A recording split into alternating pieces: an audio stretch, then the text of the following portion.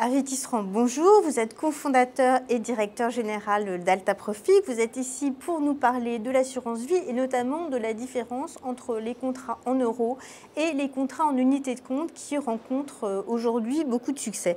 Alors quels sont les avantages et les inconvénients de chacune de ces formules?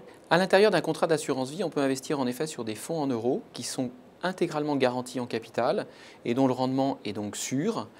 Il rapporte aujourd'hui entre 2 et presque 4% pour les meilleurs. On peut également investir sur des fonds en unité de compte. Eux ne sont pas garantis en capital, mais ils ont une grande diversité entre certains un grand risque et d'autres un faible risque. Alors si je comprends bien, lorsqu'on opte pour les unités de compte, on a plus de potentiel de gain, mais on prend aussi énormément de risques. Que peut faire un épargnant qui aimerait bien sûr avoir un rendement supérieur à 2,5–3% que lui rapportent ses contrats en euros, mais qui aurait une très forte aversion au risque? Alors d'abord, les fonds en euros, il ne faut pas les enterrer trop vite. Certains ne sont pas très bons, d'autres sont encore excellents. On trouve des fonds qui approchent les 4% et c'est quand même des performances très élevées par rapport à un faible niveau d'inflation aujourd'hui, donc un rendement net très attractif. C'est encore plus attractif si on est au sein d'un contrat d'assurance vie qui n'a pas de droit d'entrée, donc l'intégralité des sommes est investie en fonds en euros sans prélèvement de frais au départ. Donc on peut avoir encore un rendement très appréciable avec un contrat en euros, mais si on veut opter pour les unités de compte? Il faut d'abord accepter de prendre une partie de risque. On n'est pas obligé de prendre un grand risque.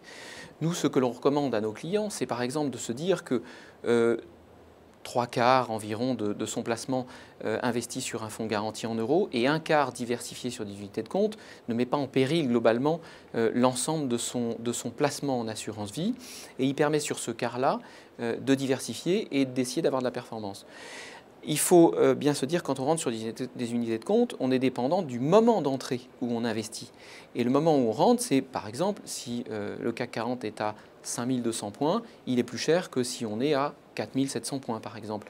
Donc il vaudra plutôt guetter des moments où les marchés sont plus faibles pour pouvoir investir sur des niveaux plus bas. Ensuite, s'agissant des unités de compte, on peut trouver des fonds qui sont faiblement risqués et qui connaissent aujourd'hui un grand succès. Ce sont les fonds patrimoniaux, des fonds qui sont investis pour partie en obligations, pour partie en actions et qui sont à l'intérieur gérés. Les différentes poches de risque sont gérées par le gestionnaire, qui fait que le risque pris est bien inférieur à celui du CAC 40, pour reprendre mon exemple. Donc on peut quand même investir en unité de compte, même si on n'est pas un expert? Absolument.